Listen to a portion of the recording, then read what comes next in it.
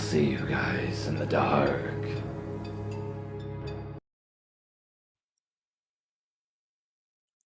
So I had recently gotten a job at Walmart in online grocery, and while I don't talk to customers nearly as much as cashiers or customer service, I do have to answer a lot of questions and direct people to items they can't find. There are plenty of stupid people who don't look before asking me where something is, and people who are just plain rude. But besides this one encounter, I haven't really had a problem with creepy men. At my last job, I was used to men making horrible comments about my body and body mods. But I guess at Walmart there's always someone weirder walking around, so I don't get as many. It started at noon when I went out to go to my first pick of the run.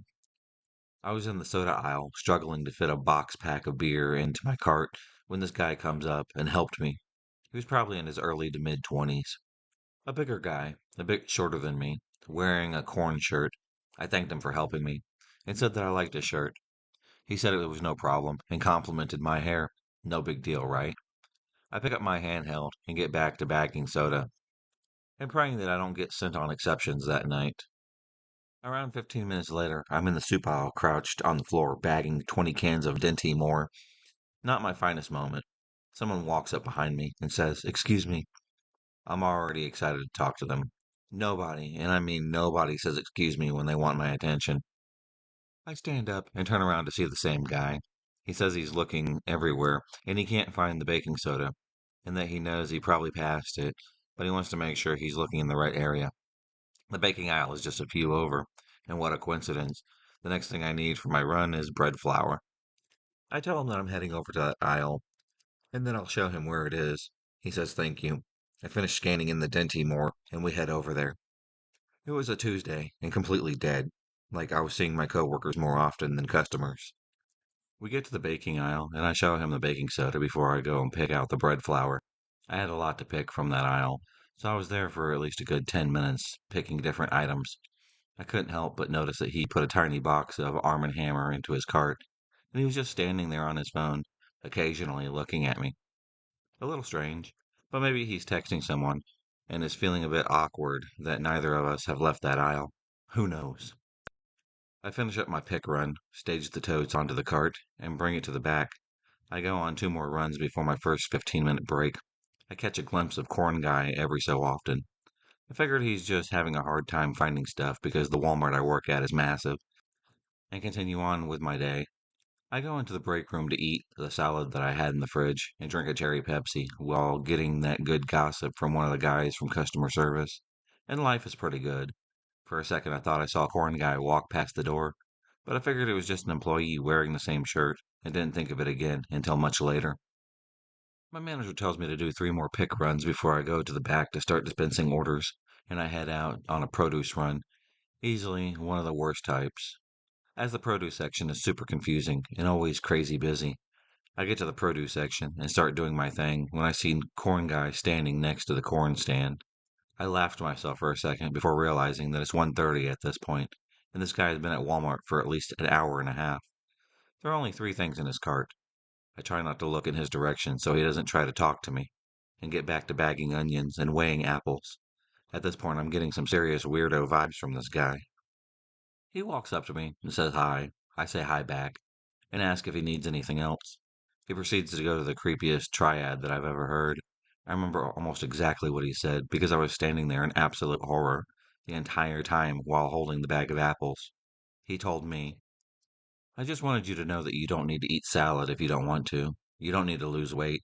If you're trying to impress that guy you were talking to, you should go for someone who would love you for who you are, not someone who would want to change you like that. You are so beautiful." I stare at him in shock. For one, I eat salads for lunch because I like salad. It wasn't a healthy salad either. Those things are loaded with Caesar dressing and bacon bits. Second of all, I have a boyfriend already. It's not Gavin from customer service. And he's also fat and could not care less what I eat. Third of all, I take offense that some random creep like that would have validated a grown ass woman like that, especially a man who spends all day at Walmart without even being paid for it. Needless to say, I am horrified, embarrassed because he said this in front of multiple other customers who are giving us weird looks, and pissed off by the audacity of this weirdo. I can't tell him any of this though. I stick with telling him that I think it's inappropriate for him to say that he needs to stay out of the employee only area like the break room, and if he needs anything else, he can go ahead and talk to customer service.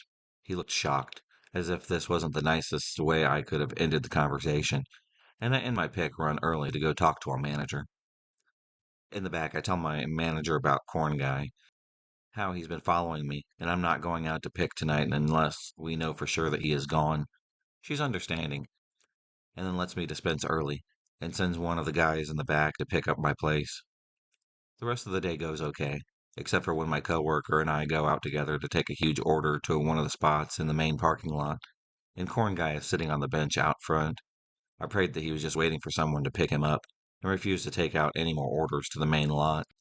I managed to put away returns without seeing him, and with minimal trouble, and at 8 I go to OGP, turn in my handheld and my key card, say goodbye to everyone, then left. I always park in the main lot right in front of the grocery section, and as I'm walking, it's starting to get a bit dark. It's been raining on and off the whole day, and it was the perfect balance of summer warmth and cold rain outside. As I'm unlocking my CRV, I see the corn guy approaching me. I'm scared of what he wants from me, but at this point, I have keys out, and the pepper spray on my chain is clearly visible, so I'm hoping he isn't stupid enough to try something with me. He walks up to me and starts trying to talk. I shut him down, tell him that he's been following me all day, and that I am very uncomfortable talking with him, and I am off the clock. And if he needs something regarding Walmart, he can go talk to customer service. And if he wants to talk to me personally, I'm not interested, and he needs to just leave me the fuck alone. He has the nerve to look offended and says something that tops his salad rant in terms of stupid shit to say to a random woman. Okay, since you're gonna be like that, I won't ask you out. Ungrateful bitch. I thought you were pretty cool and could maybe understand me, but you're just like every other girl. I'm too morbidly curious. I ask him what the fuck he means by that. I mean, you seem cool. I don't see anyone around here with ears stretched that big, or who can appreciate Corn's artistry. I thought maybe you were on my level, but you're just like every other stupid Midwestern in this crappy town. At the end of this little rant, he digs in his pocket of his sweatpants and produces this little switchblade. It's probably the crappiest one I've seen in my entire life. This pitiful little thing couldn't skin a hamster. I'm somehow even more offended. First, I've been stalked all day because I have stretched ears and complimented a guy's band shirt. Second, he thinks Korn is some deep cut metal band that nobody else has ever heard of. Third of all, we live in Iowa, but we live in one of the largest cities in Iowa, and this Walmart is right in the middle of it. And fourth, he's not only threatening me with a knife for not living up to his manic pixie girl dream fantasy, but thinks I'm going to be scared of that pathetic excuse of a knife. At this point, I'm so sick of this asshole. I get in my car, tell him to go screw himself, and I slam the door, and then I get out of there. I haven't seen him since, but I work pretty much every single day, so it's only a matter of time before I might see him again. This happened a little while ago while I was in Walmart parking lot.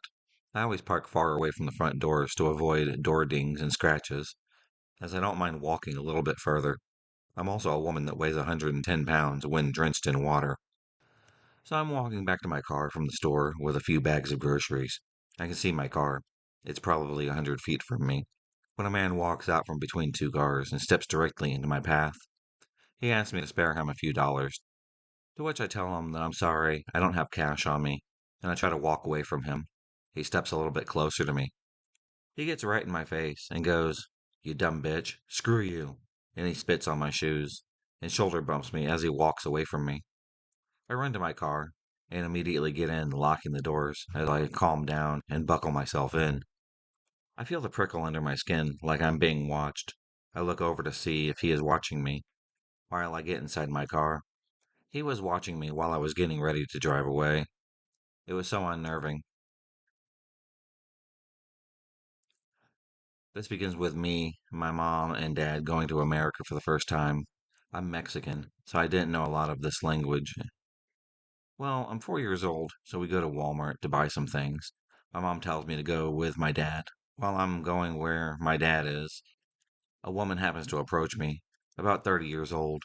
By that time, I'm lost already, so she tells me something about going to find my parents. She didn't.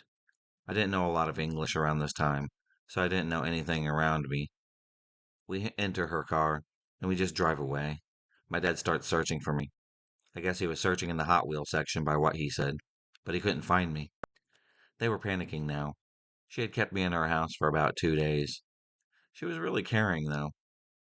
48 hours had passed, and an Amber Alert was showing up. My parents were searching the entire South Texas. Around a week had passed, and they're still searching for me. The only reason that they found me was they had her plates. She got pulled over and arrested. She was released because she was mentally ill. This was around 2014, so I really don't know a lot about the case. But the only thing that I know is she was committed a year later. If you enjoyed this video, please subscribe, like, and hit the bell for notifications on future videos and become a stalker of the night. And I'll see you next time.